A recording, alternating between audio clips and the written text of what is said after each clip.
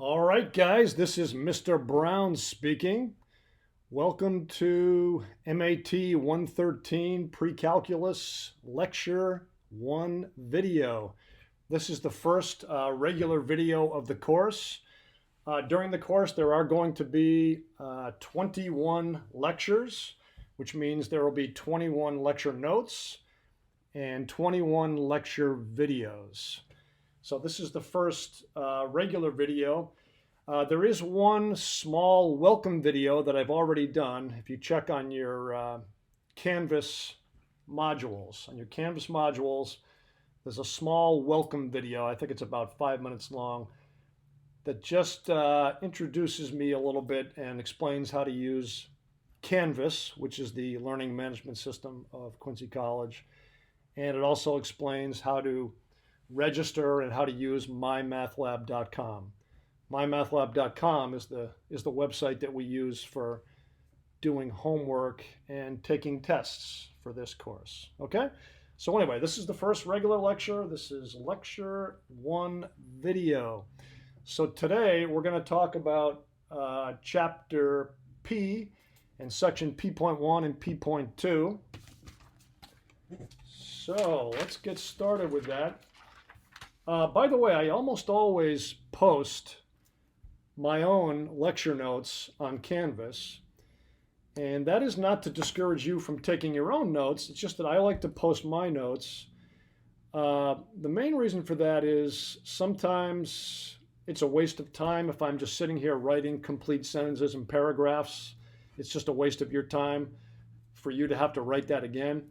But anytime we're doing actual mathematics, where we're doing like a mathematical expression or a mathematical equation, you should be doing that right along with me, okay? I always say that the hand trains the brain, right? What's the expression? What the hand does, the brain learns. So the brain learns what the hand does. Anyway, mathematics is all about rolling up your sleeves and actually doing it yourself. All right, so we're going to talk about two sections today, P.1 and P.2.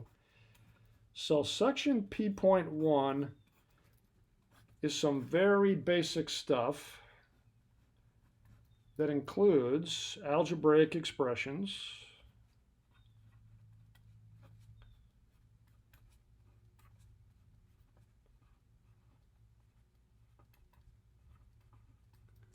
and mathematical models,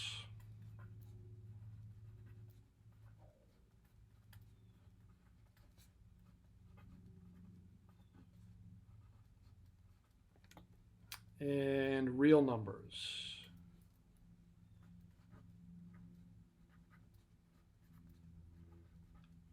Okay, so this is really basic stuff.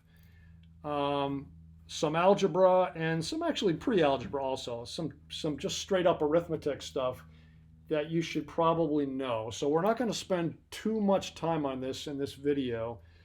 So I want you to just review this section in your textbook, okay? You can do this on your own. So I'm just going to say review this section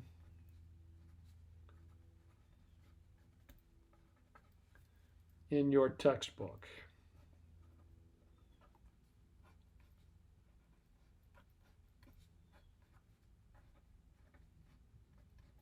Okay? Some of you may have purchased the paper textbook at the Quincy College bookstore, and that's fine.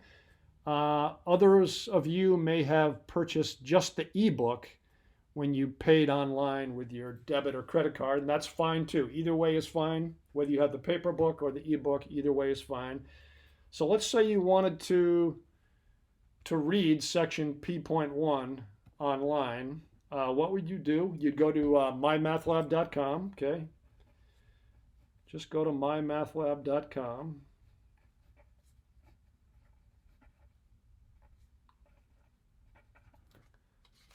Okay, and on the main menu, you would first log in with your name and password, and then in the main menu, you look for the button that says Chapter Contents. Okay, so you look for the button that says Chapter Contents.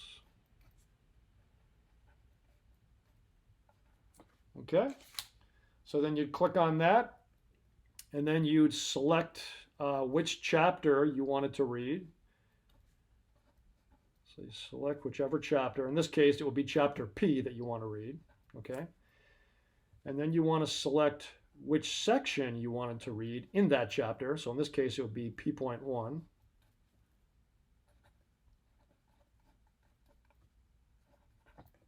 Okay? And then you'd want to click on View the eText. Okay, View the eText.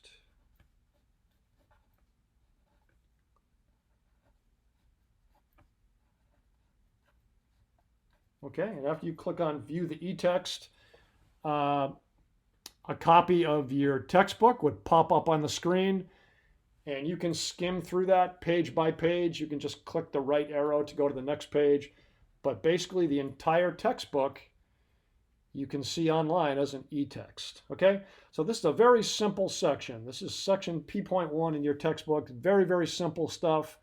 I don't think it'll be an issue for any of you guys. If you're signed up for this course, this should be pretty easy for you. So we're not going to spend too much time on that, but please just go skim that and just look it over in the e-text. Okay, so what I really want to spend time on today is section P.2, which is all about exponents, okay? Because the properties of exponents are going to be very important for this course. So this is section P.2.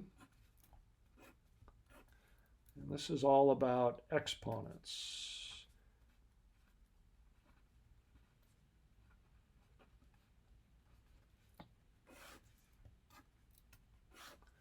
Okay, so why don't we do this? Why don't we make a simple table with two columns. So I'm going to have a column for the property. And we're going to have a column for an example of that property. And let's see how well you guys remember these properties of exponents that you should have learned in algebra, but maybe it's been a while, maybe a little bit rusty, but that's okay. That's why we review this. And by the way, we're going to probably spend the first 6 or 7 lectures reviewing algebra skills, okay? Because algebra is so incredibly important in precalculus. You have to have absolutely solid algebra skills, otherwise precalculus is impossible. So we're going to be really, really careful and meticulous when we review our algebra. All right, so let's see if you guys remember this property. Suppose you had x to the m times x to the n. Okay?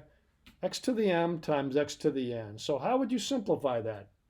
Well, you probably remember this is that rule where you add the exponents, right? So x to the m times x to the n is x to the m plus n, right?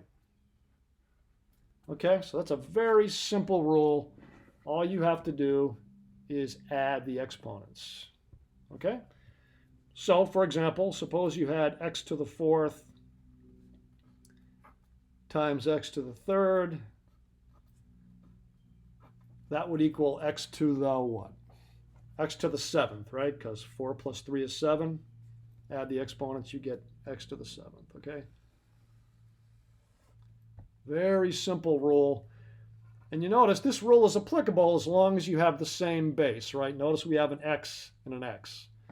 If we had an x and a y, then we wouldn't be allowed to add the exponents. But as long as we have an x and an x, then it's perfectly fair just to add those two exponents. All right, what about this one? What about this property? Suppose we had x to the m over x to the n. That would be equal to x to the what? Right. M minus n, right? X to the m minus n. In other words, the rule is the top exponent minus the bottom exponent, right? So m minus n, exactly. Okay, so for example, suppose we had x to the 8th over x to the 2nd. That would be equal to what?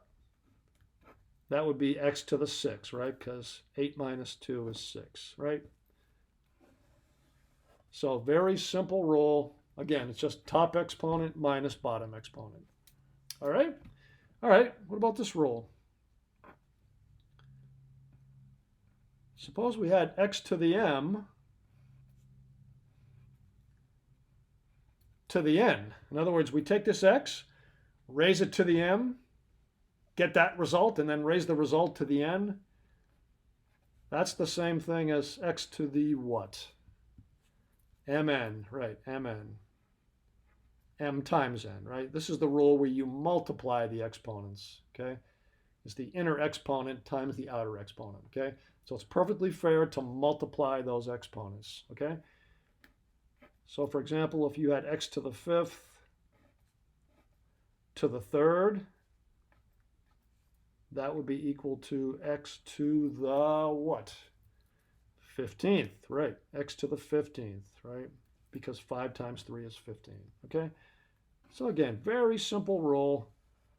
That's the rule where you multiply the exponents, okay? You multiply the exponents.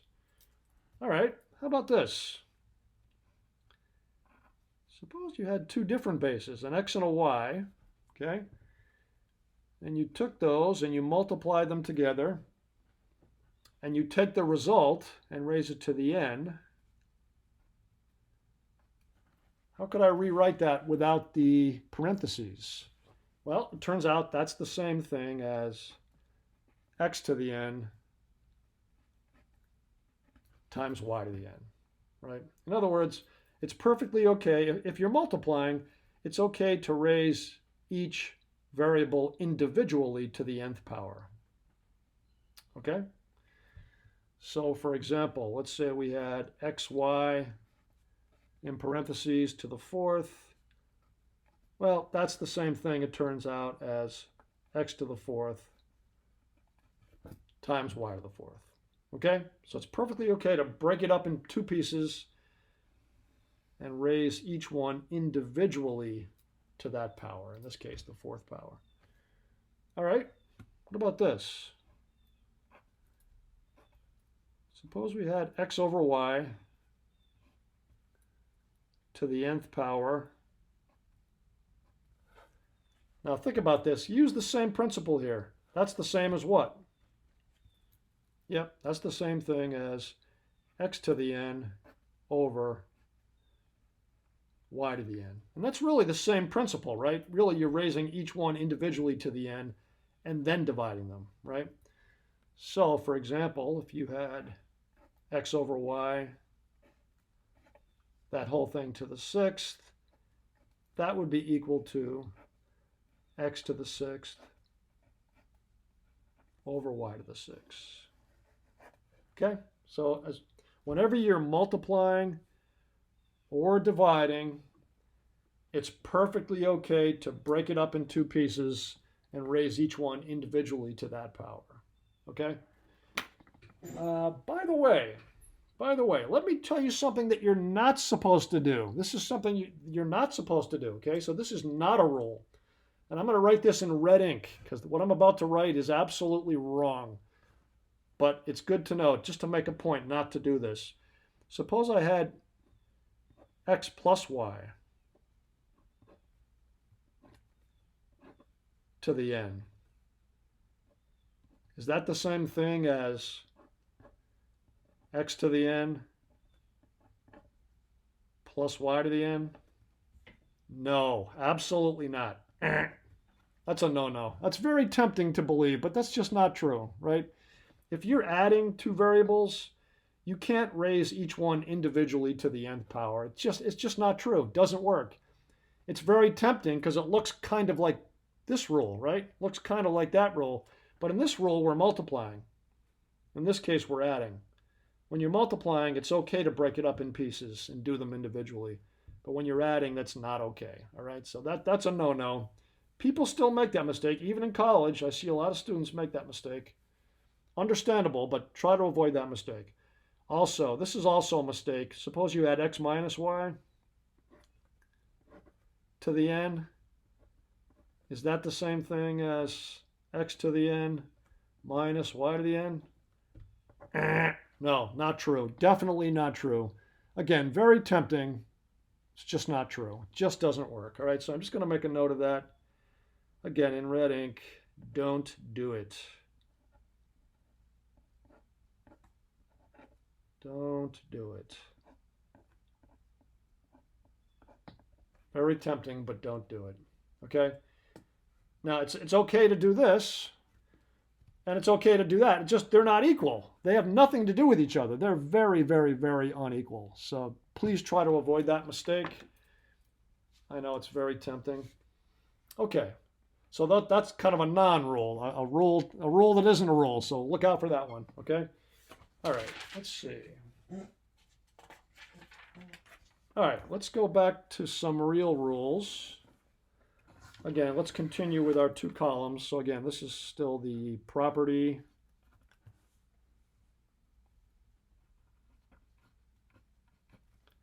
And this is the example.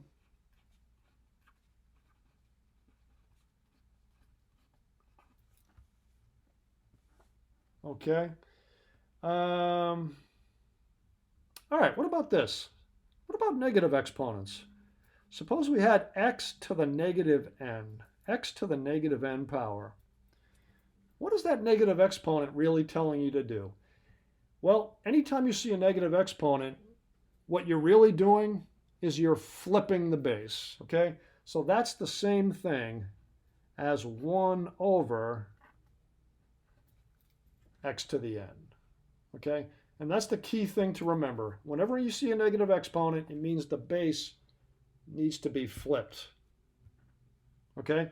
So for example, if you had x to the negative 9, what that really means is 1 over x to the 9. Okay? So if you think about it, you can always get rid of a negative exponent by flipping the base, right? You can always get rid of a negative exponent by flipping a base, and then that'll give you the positive version of that exponent. Okay? How about this? And this is really the same rule. It's kind of another version of the same rule. Suppose you had x over y in parentheses to the negative n, okay? X over y to the negative n. Well, again, negative exponent means that that thing needs to be flipped, right? So that's the same thing as y over x to the positive n, right? That negative exponent applies to this whole thing. So we flip the whole thing. So that's the same thing as y over x to the positive n. And by the way, we know from the previous rule, this is also equal to y to the n over x to the n, right? From the previous rule that allows you to break it up in pieces, right? Okay, so for example, suppose we had x over y to the negative 3, okay? So negative exponent means flip the base. So that's the same thing as y over x to the positive 3, okay?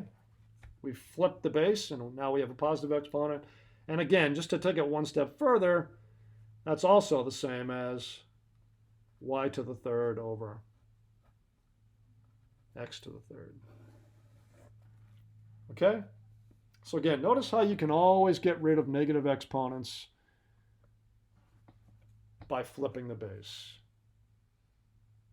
All right, how about this? Again, this is just kind of the same rule, different version of the same rule. Suppose we had x to the negative m over y to the negative n. Okay? Now this is interesting because we have a negative exponent on the top and a negative exponent on the bottom. But in both cases, whenever you see a negative exponent, it's telling you flip, flip, flip, right?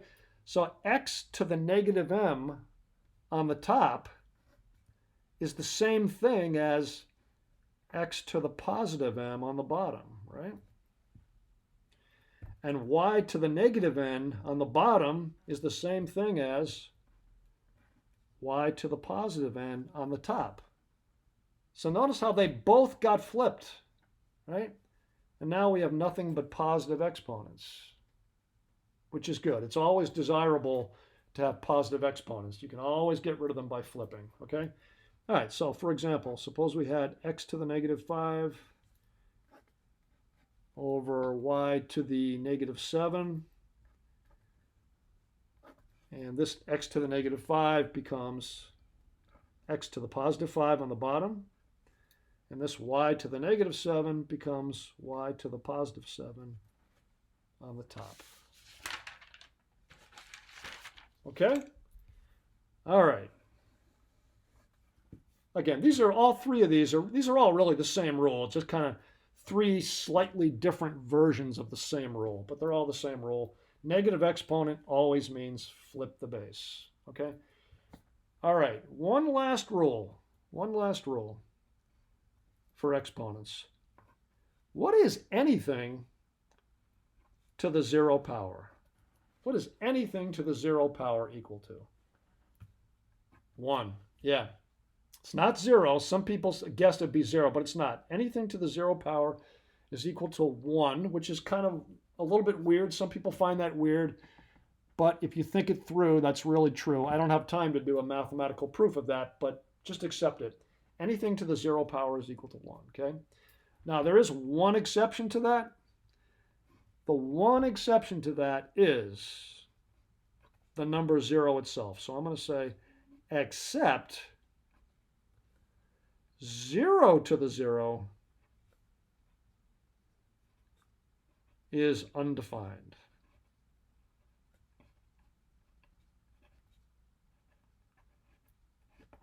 Okay, 0 to the 0 is undefined, but anything else to the 0 is equal to 1. Anything else, okay? So, for example, suppose I wanted to know what is 7 to the 0 power?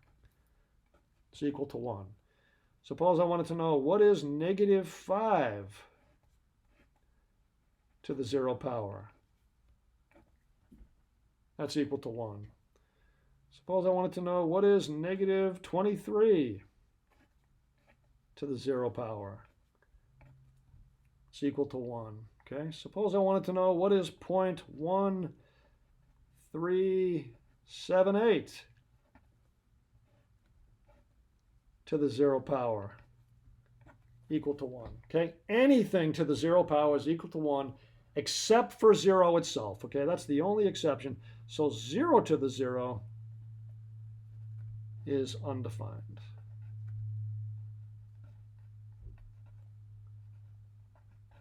Okay, if you did that on your calculator, you get an error message. In fact, let me just show you that. Let's say we had a fraction. Let's do something like a fraction. Let's see. Suppose we had a fraction like 3/7. Okay, so 3/7 in parentheses to the 0 power. Bam, the answer is 1, right? 5/8 to the 0 power is 1, right? Anything to the 0 is 1. Except 0. Let's try 0. 0 to the 0 power. It gives you an error message, right? Okay, so 0 to the 0 is undefined. Okay? Oh, by the way, this is the calculator you should use for this course. This is the TI-84. The TI-84 Plus. It's a great calculator. This is the only calculator you'll ever need for all of your academic life. This will take you all the way through graduate school. It is kind of expensive. I think it's like, I don't know, between $120 and $150, but it's so worth it. This is a great calculator. You really should have this for this course. If you have the TI-83 Plus, that's just as good, but you should have the TI-84 Plus or the TI-83 Plus for this course. It's very, very easy to use, okay? So I very much encourage you, strongly recommend that you have the TI-84 Plus or the TI-83 Plus, all right? All right, excellent. Okay, so those are all the rules. Those are all the rules you need to know. And you should be so familiar with those rules that after a while they become automatic. So let's do some harder examples that are a little bit more complicated, a little bit more involved. Before I do that though, let me just give you a tip. Whenever you have a complicated expression involving exponents, always simplify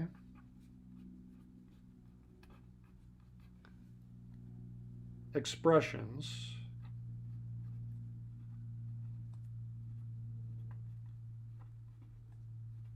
from the inside out.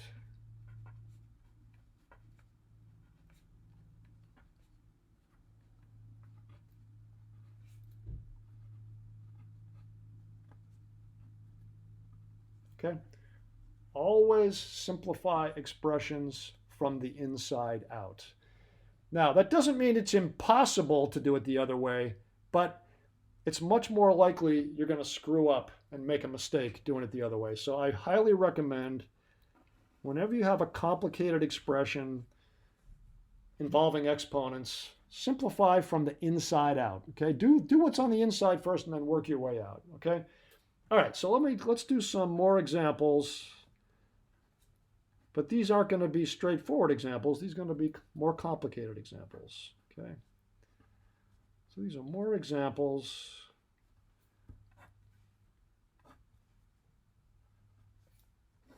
Involving exponents. All right, let's try this. Suppose we had parentheses, -7 x y to the 4th, parentheses, times, parentheses, -2 x to the 5th, y to the 6th. Okay. All right. Excellent. Okay. So let's take a look. There's a lot going on here. We got two parentheses, so we got this thing times this thing. But if you notice, all we're really doing is multiplying, right? We're really just multiplying. So these parentheses don't really do anything. They don't really serve any purpose. So we could actually get rid of these parentheses if we wanted. And remember, we can change the order, right? Because when you're multiplying, the order doesn't matter. That's called the commutative property of multiplication. Remember that from algebra? The commutative property of multiplication says that when you're multiplying a bunch of numbers and or variables, the order does not matter. Also, the location of the parentheses don't matter as long as we're just multiplying, right? That's the associative property of multiplication. So we can change the parentheses any way we want because all we're doing is multiplying. So the order doesn't matter and the parentheses really don't matter. So what I'm going to do is I'm going to rewrite this the way I want, right? I'm going to group things together the way that's convenient for me. So I'm going to rewrite it like this. How about this? I'm going to rewrite it like -7 times -2 times x times x to the 5th times y to the 4th times y to the 6th. You notice all I did was change the order the way I wanted and got rid of those parentheses. Now you notice how I grouped the numbers together and I grouped the x's together and I grouped the y's together just for my convenience. All right, let's see how this works. So first of all, what is -7 times -2? That's 14, right? Negative times negative is positive. All right, let's do the x's. By the way, when you see an x, that's the same thing as x to the what power? The first power, right? Just a plain x is the same thing as x to the first. So if that helps you to write the 1, just to remind you of that, that's fine. You don't have to write the 1, but that's hopefully to you fine. All right, so what is x to the 1st times x to the 5th? That's x to the 6th, right? Remember the rule where you add the exponents? Okay. What's y to the 4th times y to the 6th? That's y to the 10th, right? Again, same rule. You're just adding exponents. Okay? So I believe that's it, right? That's totally simplified. That's the answer. And you should always put a box around your final answer. Okay? Whether you're doing a homework problem or taking a test, always put a box around your final answer. So that's 14, x to the 6th, y to the 10th. All right, very good. All right, let's try this. Let's try parentheses, -3, x to the 4th, y to the fifth, parentheses, cubed, which is the same thing as to the third power. All right. Now remember, everything in this parentheses needs to get raised to the third power. Everything in the parentheses gets raised to the third power. So we can rewrite this as negative 3 to the third times x to the fourth to the third times y to the fifth to the third, right? Everything got raised to the third. Okay. All right, let's do negative 3 to the third. So what is negative 3 times negative 3 times negative 3? That will be negative 27, right? All right, what is x to the fourth to the third? That would be x to the 12th, right? That's the rule where you multiply the exponents. Inner exponent times outer exponent, all right? And what is y to the fifth to the third? That's y to the 15th, right? Again, you're using that rule where you multiply exponents, all right? So I get negative 27, x to the 12th, y to the 15th, okay? All right, again, let's put a box around our final answer. Looks good, looks good. All right, very good. All right, let's try a harder one. Let's try a harder one. How about this? Suppose we had negative 35, x to the second, y to the fourth, that whole thing over 5, x to the sixth, y to the negative 8. All right. All right, so I think what we're going to do is break this into pieces, right? Let me get my red pen here. So why don't we break this into pieces? Why don't we take this, regular number divided by regular number, and then x divided by x, and then y divided by y. That's a good way to organize it. So we could rewrite this as negative 35 over 5 times x to the second over x to the sixth times y to the fourth over y to the negative 8. All right, that's a good way to organize it. All right, so what is negative 35 divided by 5? That's negative 7, right? That came out nice. All right, for this one, remember the rule we use, right? It's the top exponent minus the bottom exponent. So this is going to be x to the 2 minus 6. We'll simplify that in just a second. And here, again, same rule, top exponent minus bottom exponent, but let's be really careful with the signs. Top exponent minus bottom exponent, so that's 4 minus negative 8. All right, so that's negative 7. X to the 2 minus 6 is negative 4. Now, what is 4 minus negative 8? That would be 12, right? 4 minus negative 8 is like 4 plus 8, which is 12, right? Okay, we're almost there. But remember, your final answer should never have a negative exponent in it, right?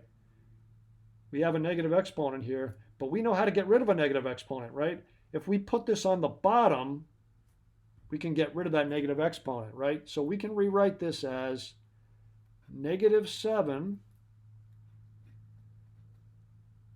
y to the 12th, and then on the bottom, we're going to put x to the positive 4, right? Because x to the negative 4 on the top is the same thing as x to the positive 4 on the bottom. So that would be our answer. Okay. All right, very good. All right, that's pretty good. Let's do one more example. Let's try this. This is a good example. Suppose we had 6 x squared y to the 5th over 9 x to the 7th y squared, that whole monstrosity to the negative 3 power. Okay? All right, so that's a big, ugly expression. Now, remember the hint I gave you at the beginning? Remember the hint I gave you? Here's the hint I gave you a few minutes ago. Always simplify expressions from the inside out. Okay? Always simplify expressions from the inside out. In other words, let's start inside the parentheses. Let's simplify this before we even worry about that negative 3 power. Okay? It's much easier that way, and you'll be much less likely to make a mistake. So don't even worry about that negative 3. Don't even worry about that yet. Let's focus on what's inside. Okay? All right, first of all, can you simplify the fraction 6/9? How could you simplify 6/9? Isn't that the same as 2/3? Right, that's the same thing as 2/3, right? Okay. All right, let's focus on the x's. X to the 2nd over x to the 7th. That's the same thing as x to the 2 minus 7, right? Top exponent minus bottom exponent. Okay. All right, let's focus on the y's. So that's the same thing as y to the 5 minus 2. Okay. And again, it's that whole thing to the negative 3, but we're not going to worry about that negative 3 yet. Just we know it's out there. All right, let's see. Let's see if we can simplify this. So we got a 2 on the top, 3 on the bottom. Now, let's see. You know what? I'm kind of skipping steps here. I don't want to skip steps. Let's not do that. I was getting a little bit too cute. Let's not skip steps. All right, so that's 2/3. All right, what is 2 minus 7? That's negative 5, right? So that's x to the negative 5th. Okay. 5 minus 2 is 3. Okay. And again, still, it's that whole thing to the negative 3. Okay, very good. All right, now again, don't worry about that negative 3 yet. Let's focus on the inside of the parentheses. So let's see if we can simplify this into one fraction. So we got a 2 on the top, 3 on the bottom. Now x to the negative 5 on the top is the same thing as x to the positive 5 on the bottom, right? And then we got y to the 3rd. We'll put that on the top. Okay. And then that whole thing is still raised to the negative 3 power, right? All right, very good. Okay, excellent. So I think the inside the parentheses is simplified. Now, how can we get rid of this negative exponent? Flip the whole thing, right? Let's flip this whole thing. So let's rewrite this as 3x to the 5th over 2y to the 3rd. Now the whole thing is raised to the positive 3 power, right? We had a negative exponent. That gave us permission to flip the whole thing. And now it's a positive 3 power. Okay, and the last thing we need to do, everything in this parentheses needs to be cubed. Everything in the parentheses needs to be raised to the 3rd power. All right? So what is 3 to the 3rd? What's 3 times 3 times 3? That's 27. Okay? What is x to the 5th to the 3rd? X to the 15th, right. We multiplied the exponents, okay? What is 2 to the 3rd? 2 to the 3rd is 2 times 2 times 2 is 8. All right? And what is y to the 3rd to the 3rd? Again, multiply exponents. That gives you y to the 9th. All right, I think that's it.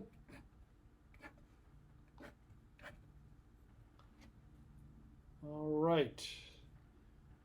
Looks good. That's our final answer, and that is completely simplified. Notice there are no negative exponents, right? Your final answer should never have a negative exponent in it. You can always get rid of negative exponents by flipping appropriately. Okay?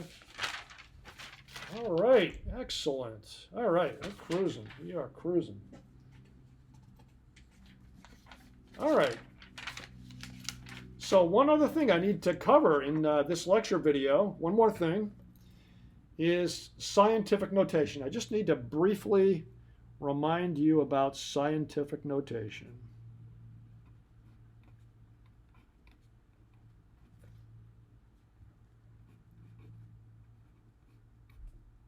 Because this is related to exponents. Okay? So, scientific notation. All right, now why do we need scientific notation? Why can't we just use regular decimal notation all the time? Well, there's nothing wrong with regular decimal notation. It's just that every once in a while, you have a ridiculously big number or a ridiculously small number, in which case scientific notation can be very handy. Okay, so that's the point, all right? So that's important. So scientific notation may be used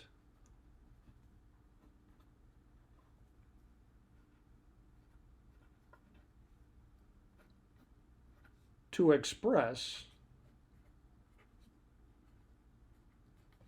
extremely large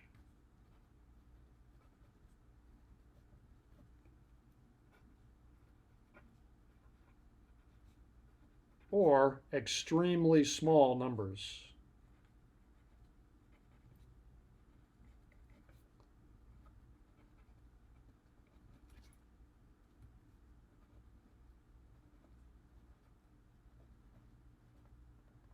Okay, so that's really the point. Okay, scientific notation may be used to express extremely large or extremely small numbers. Okay, so what I'm going to do to convince you of this is I'm going to make a very simple table with 3 columns. Okay, so the first column is going to be just regular decimal notation. Okay, that's just ordinary notation that we always use. Okay, decimal notation. Okay, and the middle column, I'm going to have this be scientific notation.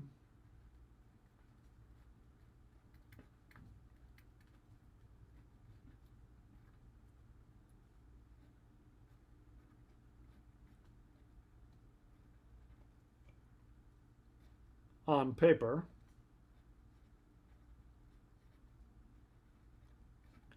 And for the third column, it's going to be scientific notation.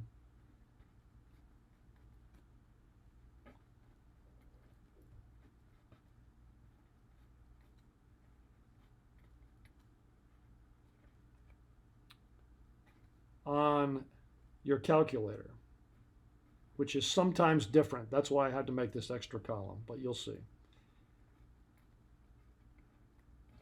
Okay, so those are our 3 columns. Okay, we have regular decimal notation, scientific notation on paper, and scientific notation on a calculator. All right, let's say we had a ridiculously big number. Okay, so for example, suppose we had 5,800,000,000, okay? 5,800,000,000. So 5, 800, 8000, 000. That's my salary. I'm just kidding. I'm just kidding. I wish that was my salary. All right, so that's 5,800,000,000, okay? By the way, this is a whole number, right? This is a whole number. You notice there is no decimal point showing. There's no fractions. So that's a whole number, But even though there's no decimal point showing, where is the decimal point? Even though I didn't write it, but where is the decimal point? Yeah, the decimal point's right here, right? It's at the very end. Now, you don't generally have to write a decimal point for a whole number, but in this case, it's a good idea to write it just to remind you where it really is, right? That's where the decimal point is. All right, so what is scientific notation? Well, scientific notation is a way to take a ridiculously big number like 5,800,000,000 and rewrite it in a convenient way. And this is how scientific notation works. We rewrite it like this: 5.8 times 10 to some power. We're going to have to figure out what the power is. All right, now notice in the 5.8, there is only one digit to the left of the decimal point, okay? And that's what scientific notation means by definition, okay? Scientific notation means, by definition, there is always exactly one digit to the left of the decimal point. So that's where I got the 5.8. Okay? Now, I think you'd agree with me, 5.8 is way smaller than 5,800,000,000, right? So this number is way smaller than this number. So to make 5.8 equal to this humongous number, we're going to have to multiply it by 10 to a pretty big power. And the way we figure out the power is just by counting the number of decimal places we would need to move the decimal point, right? So imagine that the decimal point were right here after the 5. Imagine it were right there. Okay, so let's start here. Remember, 5.8. Pretend it's right there, and let's count. 1, 2, 3, 4, 5, 6, 7, 8, 9. So that's the answer, the 9th power. All right? So 5.8 times 10 to the 9th is equal to 5,800,000,000. Okay? And again, the thing to remember is scientific notation means exactly one digit to the left of the decimal point. And then the exponent is the number of decimal places you'd have to move the decimal point to make it be equal to this really big or really small number. Okay? All right, so that's the way you'd write it on paper. Now, that's how you write it on paper, but what about calculator? Well, some calculators write it like that. Unfortunately, my calculator doesn't. My calculator writes it like this. So if you see this on your calculator, 5.8 followed by a capital E followed by a 9. In fact, let me see if that works here. Let me see if this works. Okay, 5.8 times 10 to the 9th. That didn't work. All right, but for some reason it didn't work this time. But on some calculators, you're going to see this on your screen. Okay, you're going to see a 5.8 followed by a capital E followed by a number. If you should happen to see that on any calculator, just realize what that means. What that literally means is 5.8 times 10 to the 9th power. Okay, that's what that means. All right? All right, let's try another example. How about this? 675 million.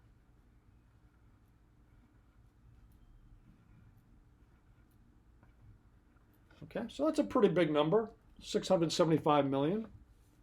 Pretty big number. Now again, this is a whole number, so there's no decimal point showing, but where is the decimal point? Well, yeah, we know the decimal point is right there. We don't necessarily have to write it, but that's where it is, right? Okay, so let's write this using scientific notation.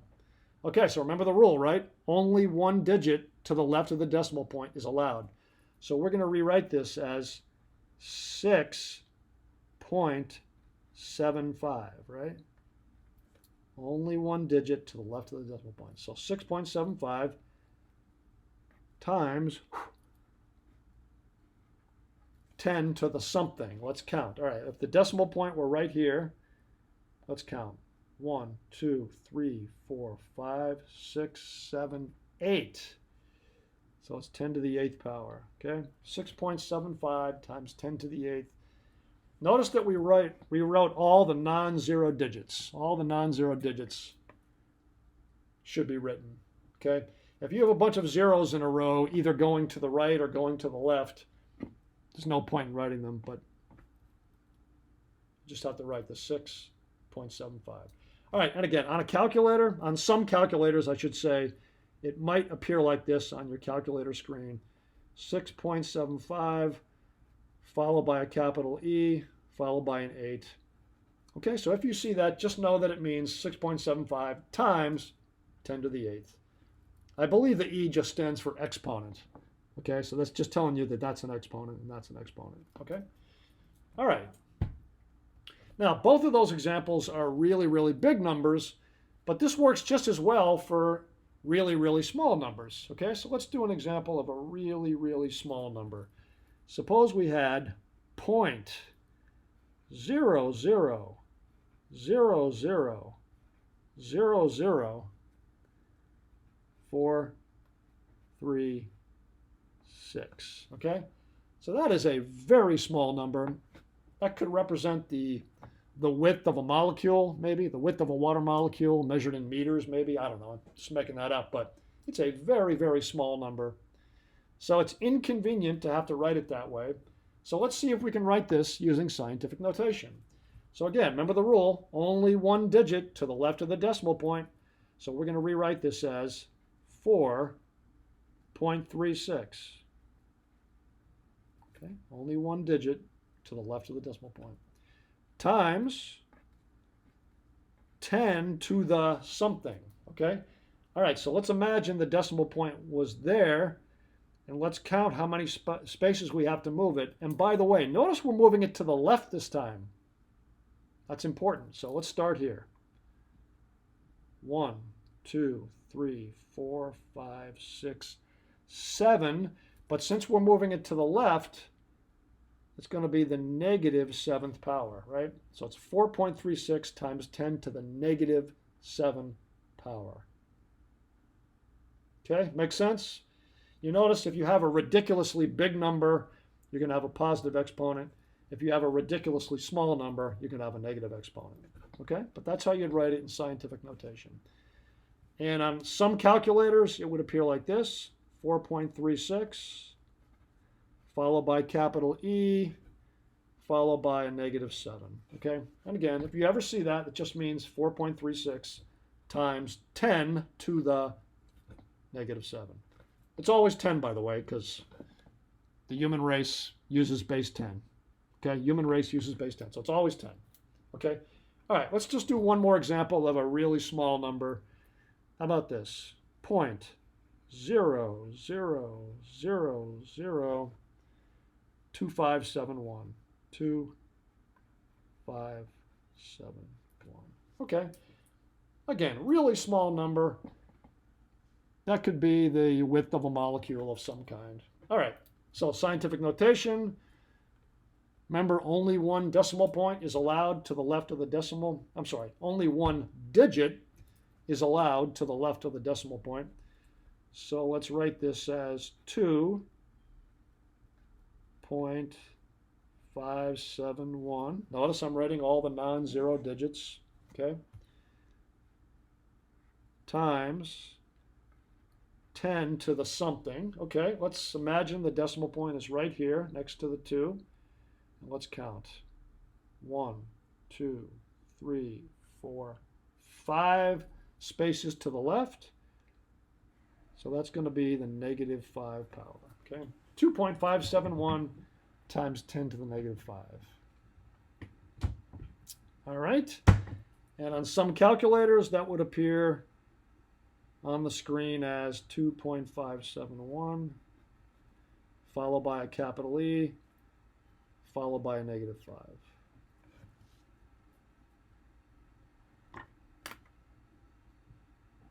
All right, that's the point. The main thing to remember is one digit only to the left of the decimal point, okay? One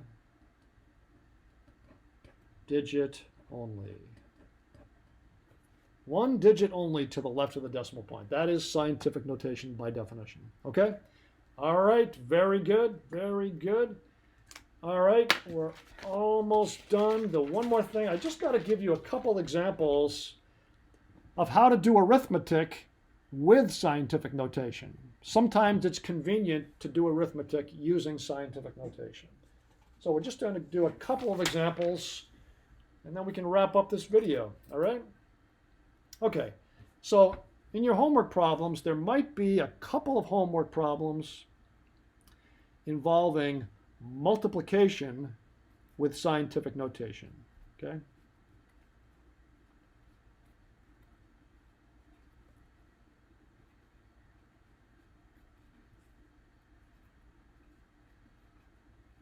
So multiplication with scientific notation. Okay, so imagine they gave you two pretty big numbers expressed in scientific notation, right? So let's say you had 3.36 times 10 to the 9th times 4.1 times 10 to the 5th. Okay? Now you notice we have this number, which is expressed in scientific notation, times this number, which is also expressed in scientific notation, right? So we have two numbers, both of them are expressed in scientific notation, and they want the answer expressed in scientific notation, okay? So let me show you what's probably the easiest way to do this, okay? Now remember, you can use a calculator, that's fine.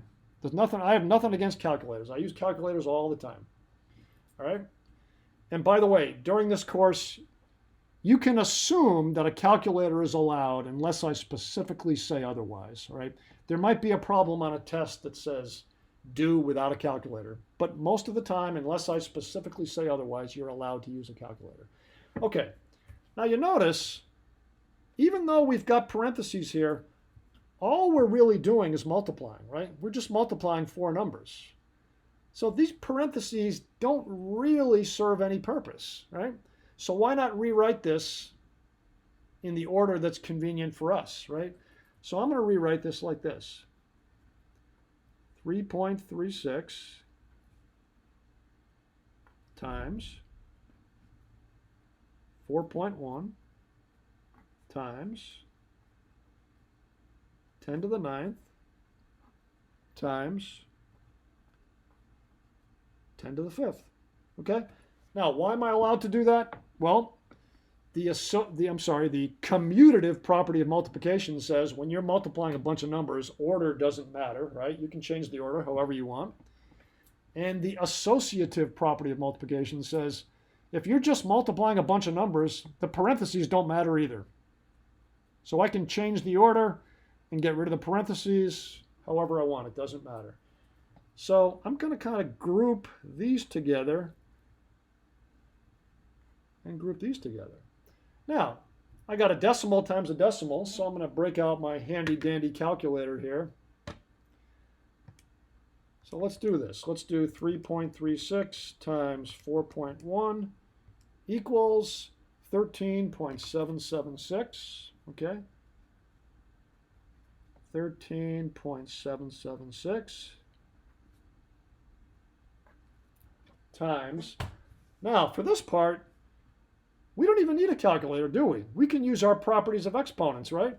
So what is 10 to the 9th times 10 to the 5th? Isn't that 10 to the 14th, right? Because we have the same base, right? They're both base 10. So we're allowed to add those exponents. So 9 plus 5 is 14, right? Easy. No calculator necessary. Okay. Now, that is the answer. However, is that scientific notation? No, this is not scientific notation. Why is this not scientific notation? Because you see there's 2 digits to the left of the decimal point. 2 digits to the left of the decimal point. So this is not scientific notation. So if my math lab asks you for the answer in scientific notation, you better give them the answer in scientific notation, otherwise it's going to be marked wrong. Okay? But we can convert this very easily. So what I'm going to do is I'm going to take this thing here and I'm going to rewrite it as 1 point. I'm just going to move this 1 to the left. 1.3776 times 10 to the first, right? I just moved it one spot. See?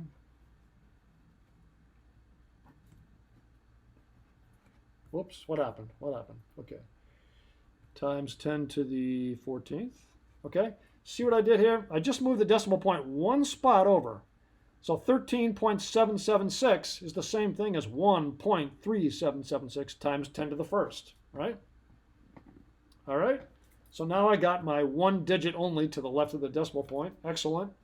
Now, let's rewrite this. Let's do it like this. 1.3776. Now, what is 10 to the first times 10 to the 14th? 10 to the 15th, right? Okay, just by adding the exponents. Now, is that scientific notation? Yes, it is. That is scientific notation because now we only have one digit to the left of the decimal point. So let's go ahead and put that in a box.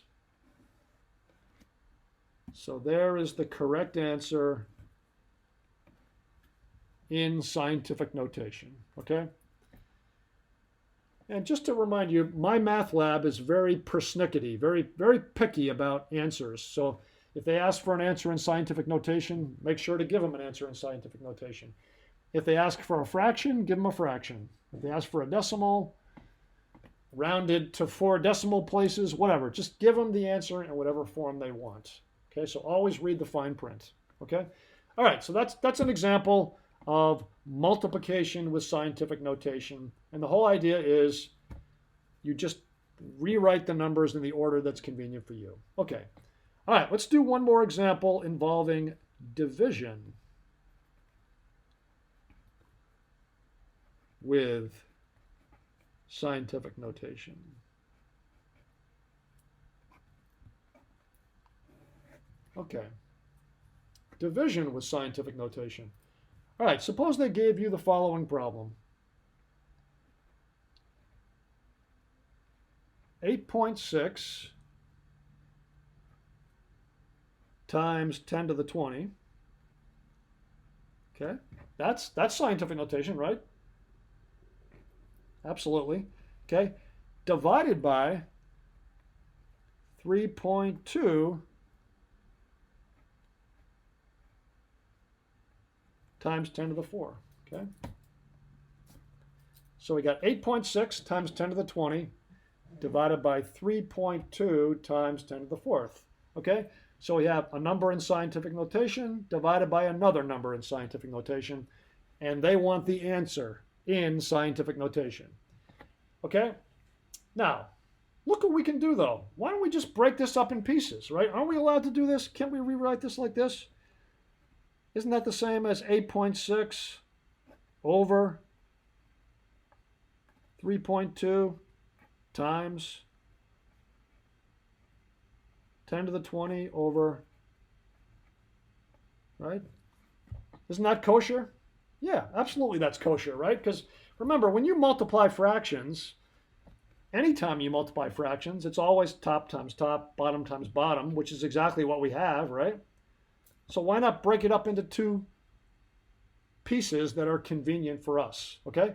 All right, so let's do this division with a calculator. So let's do 8.6, whoops, divided by 3.2 equals 2.6875.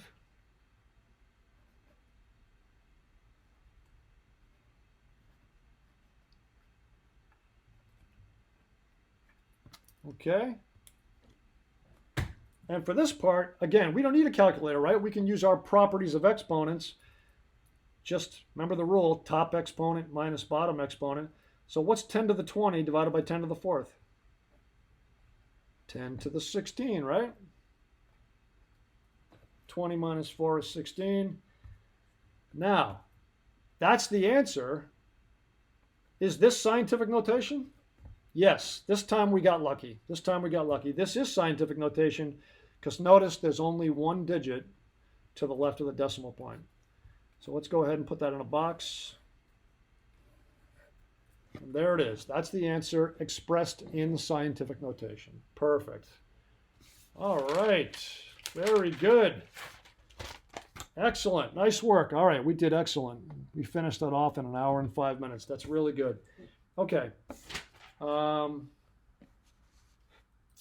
the way, you notice that on the portal, you probably see the official time for the class is 2.5 hours per week. But what I do is I break it up into 2 pieces. So I post 2 lectures per week. 2 lectures per week. Rather than having a 2.5 hour super long lecture, I have 2 lectures about 1 hour and 15 minutes each. It's just much easier that way, more convenient, and that's really the whole purpose of an online class, right? To make it convenient. All right, so homework. What's the homework for tonight? Let's see. Okay, homework tonight. All right, so homework.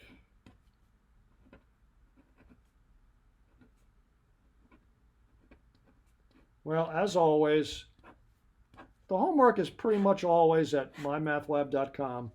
So the first thing you want to do is, I would read through the notes, right? Read through my notes, read through your notes, whatever it is, before you actually try doing the problem. So I would say read lecture 1 notes, which is always posted. All lecture notes are posted on your Canvas modules.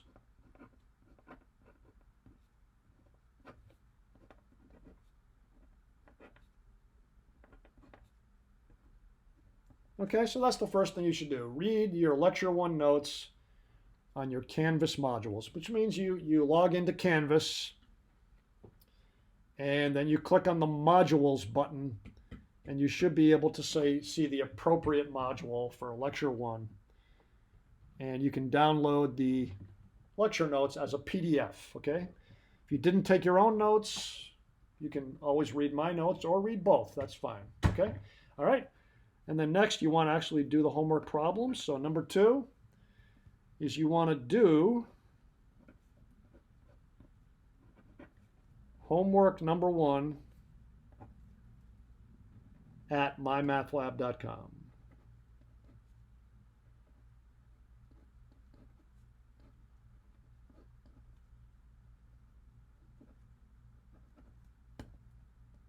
Okay, so you're going to go to do homework number 1 at mymathlab.com. Let's see. Most of you are probably familiar with MyMathLab by now. Most of you hopefully have already registered yourself at mymathlab.com using the course ID that is on the first page of your syllabus. But let me just kind of review quickly. So I'm assuming you've already registered. So again, you're going to go to mymathlab.com.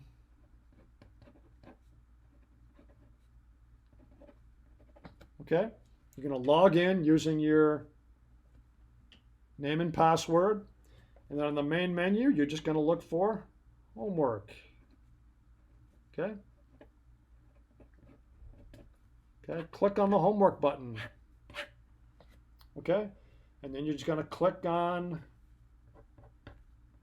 homework number 1. Okay, and do the problems. Okay, so that's your homework.